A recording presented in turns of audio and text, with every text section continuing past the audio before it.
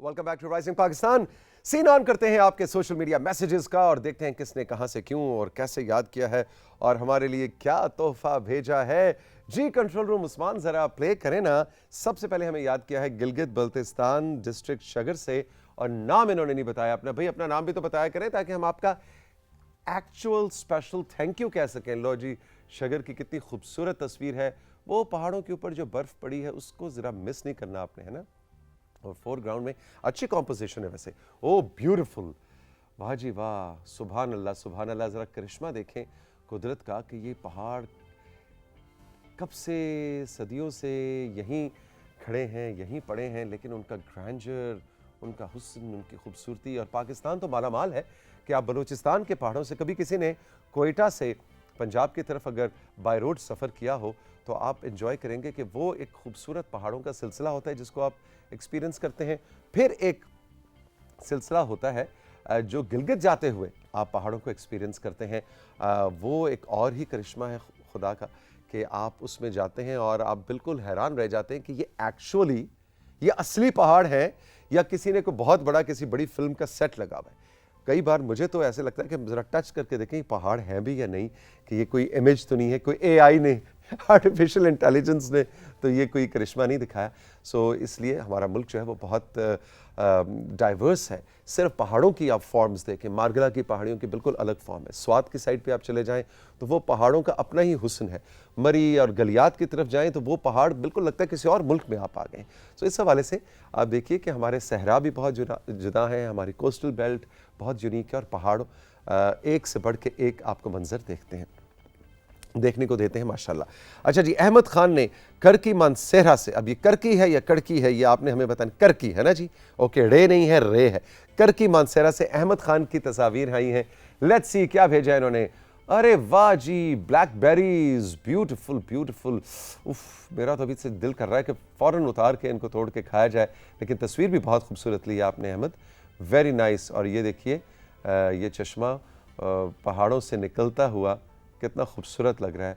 Very nice click Ahmed Khan, शाबाश, very good. Abdul Rahman ने हमें वजीराबाद से याद किया।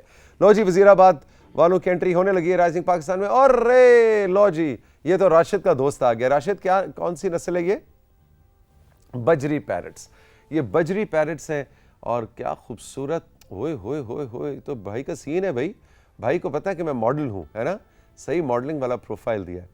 वेरी गुड वेरी गुड, सुभान अल्लाह भाई, ज़बरदस्त। वो चोंच और आंखों के गिर्द जो पैटर्न है, माशाल्लाह सुभान अल्लाह, क्या। और अच्छा, इसकी आप देखें, इसका रंग आप देखें, इसका जो सामने इसकी चेस्ट पे जो ब्लू कलर था वो ऐसे लगता है किसी ने वाटर कलर से, उस्मान ज़रा दोबारा दिखाना, वो ऐसे लगता है किसी ने वाटर कलर से उसको पेंट किया, उसको रंग किया। कहीं से वो लाइट है, कहीं से डार्क है। क्या बात है, कुदरत के हसीन तोहफे हैं ये हमारे लिए। लो जी, अब्दुल रहमान बहुत बहुत शुक्रिया। जवेरिया अकबर कामुकी से राइजिंग पाकिस्तान में आ गई। लो जी, कामुकी वालों की एंट्री हो गई है। जवेरिया अकबर ने राइजिंग पाकिस्तान का नया लोगो बना के भेजा है।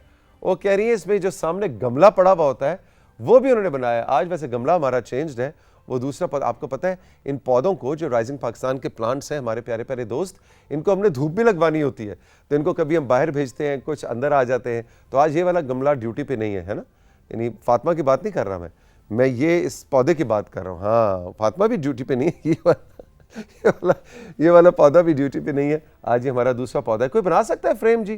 कैमरा 2 इसको बनाते हैं ज़रा, 2 बनाते हैं ज़रा। ये वाला बताएं ना, लोगों को बताएं कि आज किसकी ड्यूटी है। ओके, वो कह रहे हैं जी थोड़ा सा टाइम लगेगा, इतनी देर में आप आगे जाएं, अभी आपको गमला दिखाते हैं। कैमरा 2 में हिलजुल हुई है। आ गया जी, आ गया। ये देखें जी, आज इसकी ड्यूटी है। वेरी गुड, ये भी बड़ा प्यारा है वैसे। अब आपने जवेरिया इसको ड्रॉ करके हमें भेजना है, ठीक हो गया जी। ऑलराइट, तस्कीन बख्त चिन्योट से, तस्कीन बख्त ने चिन्योट से हमें याद किया है। चिन्योट वालों की एंट्री हो चुकी है राइजिंग पाकिस्तान में। अरे वाह भाई वाह, क्या बात है, ये तो दरवेश का डांस भी आ गया और बहुत ही खूबसूरत कलर्स और बड़ी अच्छी इमेजिनेशन है आपकी तस्कीन बख्त। ब्यूटीफुल, ज़बरदस्त भाई, शाबाश। आपको तो मैंने 10 में से कोई पौने को 10 नंबर दे दिए, है ना। वेरी गुड वेरी गुड, ज़बरदस्त।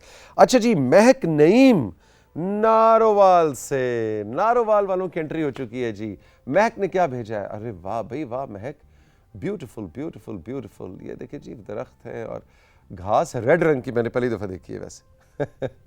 Very nice, beautiful painting. और ये देखें बहुत अच्छी पेंटिंग है। अच्छा बज़ाहिर ये बर्ड आपको नज़र आ रहा है, लेकिन जिस टहनी पे वो बैठा है और साथ वाली जो शाख है उसमें जो फूल लगे हुए वो कितनी महारत से बनाए गए, मुझे तो बहुत ज़्यादा खूबसूरत लग रहे हैं, मैं उनको बहुत एंजॉय कर रहा हूँ। तो महक थैंक यू वेरी मच। ये देखें जी बड़ा यूनिक कॉन्सेप्ट है इस दरख्त का भी। इस दरख्त ने कहा कि कोई रंग मैं छोड़ूंगा नहीं कि जे अच्छा नहीं नहीं नहीं वो दरख्त, ओए होए होए ठहर जा ठहर जा ठहर जा, मुझे तो अब समझ आई कि ये क्या पेंटिंग है। मैं समझ रहा था कि दरख्त पे फूल लगे हुए हैं, नहीं, दरख्त तो बस एक उदास सा पंछी बन के बैठा हुआ है, वो असल में उसकी बैकग्राउंड है। बड़ा सीन है भाई महक, मज़ा आ गया भाई। तो देखे देखे चले जाने का दिल कर रहा है इस पेंटिंग को। वेरी गुड, शाबाश। ये थी जनाब आपकी कुछ पेंटिंग्स और तस्वीर। और अब आपके कुछ मैसेजेस हो जाएं। अरीबा ने मुल्तान से याद किया कि नहीं बच्चों का सेगमेंट हम सब बड़ों में खासा मकबूल है। बच्चों का सेगमेंट बड़ों में मकबूल है क्योंकि राइजिंग पाकिस्तान के बच्चे ऐसी रिसर्च करके लाते हैं कि ना सिर्फ बच्चों को बल्कि बड़ों को भी नई नई मालूमात मिलती हैं। अनाया की तो क्या ही बात है, उनकी रिडल्स बहुत मज़ेदार होती हैं। गेम खेलने के साथ साथ हम बेसब्री से इंतज़ार कर रहे होते हैं कि तौसीक भाई ने सही जवाब दिया या नहीं। मैं तो कहती हूँ तौसीक भाई अनाया से दोस्ती करें, उसको कोई लंच वंच पे लेके जाएं ताकि वो आपसे आसान सवाल किया जाए। अरीबा बिल्कुल आपने ठीक मशवरा दिया मुल्तान से। मुझे लगता है कि ये अनाया और मेरी प्रोडक्शन टीम ने जो एका कर लिया ना मेरे खिलाफ, ये जो महाज चल रहा है इसको मुझे कुछ ब्रेक करना पड़ेगा, है ना। कुछ ट्रीट कराता हूँ इनको, नाश्ता कराता हूँ सबको, ताकि आसान सवाल मुझसे किया करें। And absolutely you are right Areeba, ये बच्चे जो हैं, मैं तो अक्सर कहता हूँ कि हमारी नस्ल से आगे आपकी नस्ल और अब जो तीसरी नस्ल मेरे बाद आ रही है, ये हमसे कहीं ज़्यादा ज़हीन है माशाल्लाह, इन्फॉर्म्ड हैं, नॉलेजेबल हैं। And I am very happy कि पाकिस्तान जो है वो हमसे बेहतर ब्रेन्स को हम हैंड ओवर कर रहे हैं। कराची से नफीस साहब ने हमें याद किया है, कहते हैं हारून साहब का गुज़िश्ता प्रोग्राम बहुत तफसील से देखा, मुख्तसर वक्त था, लेकिन चाइना की सकाफ़त और वहाँ की मालूमात को बहुत एहसन अंदाज में उन्होंने बयान किया। मार्शल आर्ट्स और ड्रैगन डांस वाकई अपनी दिलचस्प सकाफ़त के साथ पूरी दुनिया में मशहूर है। पाक चीन दोस्ती जिंदाबाद, अल्लाह ताला इन दोनों ममालिक की दोस्ती इसी तरह मुस्तहकम और मजबूत रखे। राइजिंग पाकिस्तान और हारून साहब के लिए बहुत सी दुआएं। थैंक यू नफीस भाई, बहुत बहुत शुक्रिया। नफीस साहब जी हमारे बड़े ही, मैं देखता हूँ रेगुलर हमारे व्यूअर हैं और कभी कभी शामिल होते हैं प्रोग्राम में, लेकिन जब वाकई इनको कोई चीज़ पसंद आती है तो मैसेज करते हैं। नफीस साहब थैंक यू वेरी मच, बहुत शुक्रिया। कभी ज़रा मैसेज में जो हमारे रेगुलर व्यूअर्स हैं, व्यूअर्स तो रेगुलर हैं लेकिन जो रेगुलर मैसेज करते हैं उनसे मैं कहना चाहूँगा कभी अपना तारुफ भी हमें बताएं। मतलब हम ज़रूर जानना चाहेंगे नफीस साहब कौन हैं, क्या करते हैं, आपकी उम्र क्या है, आपके क्या इंटरेस्ट्स हैं, और कोई जॉब करते हैं, रिटायर्ड ज़िंदगी गुजार रहे हैं। ज़रा अपनी तफसील भी एक मैसेज में हमें ज़रूर लिखकर भेजिएगा, फरमाइश हम भी कर सकते हैं आपसे। अच्छा जी, सीमा हैदर अटक से कहती हैं, मैं ये कहना चाहूँगी कि हम कब से अब्दुल्ला भाई को याद कर रहे थे और काशिफ की उर्दू तो बहुत याद आती थी। Welcome back Kashif, welcome back Abdullah भाई। जी सीमा, बिल्कुल बहुत ही ज़बरदस्त सेगमेंट रहा काशिफ का और अब्दुल्ला का कल, और बहुत ज़्यादा आमना मुझे बता रही है कि फीडबैक आया है कि काशिफ ने जिस तरह से एक्सरसाइज कराई और सब लोगों की पुरानी यादें ताज़ा हो गई और सब लोग कह रहे हैं कि रेगुलर सेगमेंट होना चाहिए। जी बिल्कुल, अब हमारी कोशिश यही होगी कि काशिफ भाई आते जाते रहें, और अब्दुल्ला भाई की तो क्या ही बात है, हम भी उनके फ़ैन हैं। बूरेवाला से मुदस्सर अली कहते हैं, काशिफ सर को फिर से प्रोग्राम में देखकर अच्छा लगा, ऐसा लग रहा था जैसे कोई अधूरी। यार मुदस्सर अली, मतलब तू तो बिल्कुल ही सही फलसफियाना दुनिया में चला गया। कह रहे हैं ऐसे जैसे कोई अधूरी ख्वाहिश अचानक पूरी हो जाए और आपको यकीन ना है कि अरे ये मैं यही चाहता था और ये हो गया। वाह जी वाह। सर मैं ये कहना चाहूँगा कि काशिफ साहब से कहें कि वेट लॉस जितना अहम मसला है, वेट गेन भी हम जैसे बहुत से लोगों का बहुत बड़ा मसला है। मैं अपना वज़न बढ़ाना चाहता हूँ लेकिन वज़न बढ़ नहीं रहा। प्लीज़ अगले सेशन में काशिफ से कहें कि वेट गेन के मुताल्लिक कुछ एक्सरसाइजेस बताएं। मुदस्सर अली बुरेवाला से आपने हमें याद किया, बिल्कुल आपने ठीक कहा, और ये अक्सर हम अपने न्यूट्रिशनिस्ट डॉक्टर नौशीन या दूसरे डॉक्टर्स आते हैं और काशिफ भी अक्सर ये बात करते हैं कि वेट लॉस से ज़्यादा मुश्किल वेट गेन होता है। जिन लोगों का वज़न कहीं इसी एक जगह पे आके स्टक हो जाए, फंस जाए, उसको बढ़ाना भी बहुत दुश्वार है। आपका पॉइंट हमने नोट कर लिया। आमना राशिद नोट कर लें, जब नेक्स्ट टाइम जब भी काशिफ आएंगे तो हमने मुदस्सिर का पैगाम उनके सामने रखना है।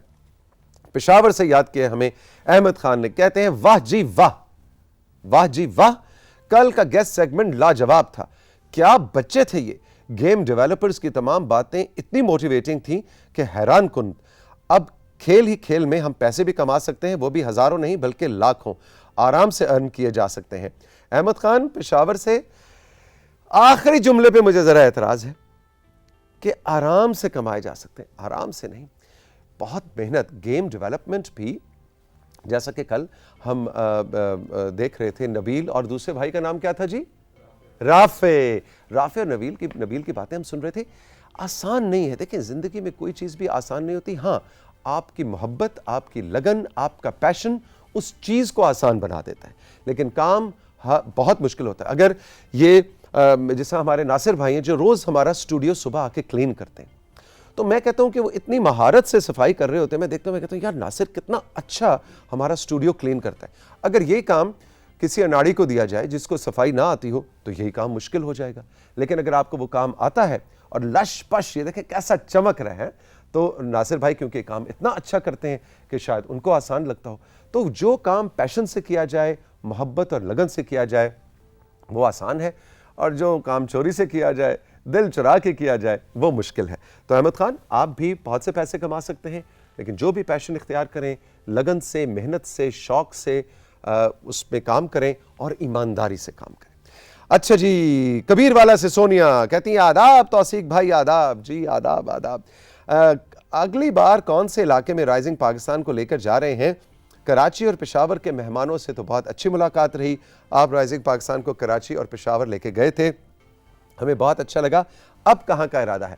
तो सोनिया, पहली बात तो यह है कि सिर्फ कराची और पेशावर नहीं, हम लाहौर सेंटर भी 2 बार पिछले 2 साल में जा चुके हैं, और लाहौर सेंटर के भी बड़े ज़बरदस्त एक्टर्स और सेलिब्रिटीज़ और मेहमानों से आपको मिलवाया था। सवाल आपका बहुत अच्छा है। अगला इरादा है हमारा क्वेटा का। अब हम क्वेटा जाएंगे बहुत जल्द, और वहाँ से आपको कुछ मेहमानों से मिलवाएंगे, लेकिन मैं चाह रहा हूँ ज़रा सर्दियाँ आ जाए ना, क्वेटा में ठंड में मज़ा आता है ना। तो बिल्कुल जनाब, क्वेटा का इरादा है, क्वेटा वाले तैयार हो जाएं। अच्छा जी, ये थे आपके मैसेजेस और आपके पैगामात राइजिंग पाकिस्तान में। राशिद, अब ज़रा कराची चलें, बुकबडी की तरफ, क्या ख्याल है? ओके हो गया, ओके जी। तो कराची चलते हैं, देखते हैं कि शाहरुख नदीम आज हमें कौन सी 2 किताबें रेकमेंड करने वाले हैं। Assalamualaikum and good morning my dear friends, कैसे आप लोग सब? I hope all of you are doing great. दोस्तों, जरा थोड़ी देर के लिए अपनी आंखें बंद करें और इस बात का गुमान करें कि आप लोग साल 2050 में पहुंच चुके हैं। हर तरफ आपको फ्लाइंग कार्स नजर आ रही हैं, रोबोट्स रेस्टोरेंट्स में खाना सर्व कर रहे हैं। आपका एक रिश्तेदार कल ही मार्स पे 6 महीने रहकर वापस आया है। डॉक्टर्स की बजाय मशीनरी इंसानों का ऑपरेशन कर रही है ना दिल दहला देने वाला फ्यूचर। अब जरा वापस आ जाए। देखें दोस्तों, ये जो मंजर मैंने आपको दिखाया, ये इनएविटेबल है। इसका मतलब ये है कि ये होके ही रहेगा। लेकिन सवाल ये बनता है कि क्या हम इस टेक्नोलॉजिकल एडवांसमेंट के लिए तैयार हैं? टेक्नोलॉजी के साथ आएंगे पॉलिटिकल, कल्चरल और social challenges. Are we prepared for it? अगर आप इस होश उड़ा देने वाले फ्यूचर के बारे में जानना चाहते हैं, तो मैं आपको युवाल नोआ हरारी की ये किताब 21 Lessons for the 21st Century जरूर रेकमेंड करना चाहूंगा। It's one fascinating read. ये किताब वाकई में माइंड ब्लोइंग है। इसके जरिए आपको अंदाजा होगा कि फ्यूचर में क्या होने वाला है। वैसे तो इसमें बेतहाशा नॉलेज है, लेकिन मैंने इसमें से 3 ऐसे पॉइंट सेलेक्ट किए हैं जो मैं आपके साथ डिस्कस करना चाहूंगा। जिसमें सबसे पहला है whoever owns data wins। जिस तरह दोस्तों पुराने और आज के वक्तों में ऑयल की इंपॉर्टेंस है ना, इसी तरह फ्यूचर में डेटा की होगी। जिसके पास डेटा होगा वही उस दौर का राजा होगा, क्योंकि उस डेटा से इंसानों को मैनिपुलेट किया जा सकता है। हमारी बाइंग हैबिट्स, हमारी शख्सियत, हमारी पर्सनालिटी पे कंट्रोल हासिल किया जा सकता है। दूसरा बड़ा ही इंटरेस्टिंग पॉइंट है जिसमें हरारी कहता है कि we don't know, we just think we do. यानी कि हमें लगता है कि हमने बहुत कुछ अचीव कर लिया है, हमने बहुत कुछ एक्सप्लोर कर लिया है, इन्वेंट कर लिया है, डिस्कवर कर लिया है, लेकिन आज भी बहुत कुछ करना बाकी है। और तीसरा है इसमें मेरा सबसे favourite point, schools need to start teaching us how to think, not what to think. वाह वाह, क्या ही कमाल की बात है। यानी कि स्कूलों के अंदर बच्चों के अंदर क्यूरियोसिटी पैदा करनी चाहिए, एक तजस्सुस पैदा करना चाहिए, इमेजिनेटिव पावर को बूस्ट करना चाहिए, बजाय इसके कि सबको एक ही तरह से पढ़ाया जाए।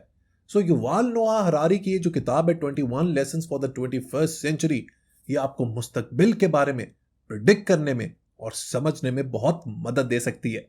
दोस्तों, प्यास के बारे में क्या खास बात है? उसकी हर नई तह एक नए प्यास की निशानदेही करती है। कुछ लोग भी प्यास की तरह होते हैं, तह दर तह उनकी शख्सियत में इतनी गहराई होती है कि इंसान उनकी जिंदगी से अपनी जिंदगी को एक डायरेक्शन दे सकता है। मुमताज मुफ्ती की किताब प्यास के छिलके भी ऐसी ही एक किताब है जो बात करती है मुख्तलिफ अदीबों और अफसाना निगारों के बारे में, जैसे कि बानो कुदसिया, कुदरतुल्लाह शहाब, सादत हसन मंटो और इब्ने इंशा। चूंकि मुफ्ती साहब ने इन सब शख्सियात के साथ काफी वक्त गुजारा है, वो उनको जाती तौर पर जानते थे, इसीलिए उन्होंने बड़ी गहराई से इन शख्सियात के बारे में लिखा है। खास तौर पे कुदरतुल्लाह शहाब और सादत हसन मंटो के जो मजमून है इस किताब में, वो बहुत ही इंटरेस्टिंग है। कामयाब लोगों की जिंदगी से हम लोग बहुत कुछ सीख सकते हैं। उन्होंने जिंदगी में क्या फैसले लिए, कौन से सही थे और कौन से गलत, उनकी कौन सी आदत थी जो उनके लिए काम कर गई और उनकी कामयाबी में एक बहुत ही इंपॉर्टेंट इंग्रेडिएंट बनी। प्याज के छिलके भी ऐसी ही किताब है जिसके जरिए आप बहुत से उर्दू के अदीबों से बहुत कुछ सीख सकते हैं। वो लोग जो मुमताज मुफ्ती साहब के फैन हैं, उनके लिए ये किताब एक बेहतरीन तोहफा है।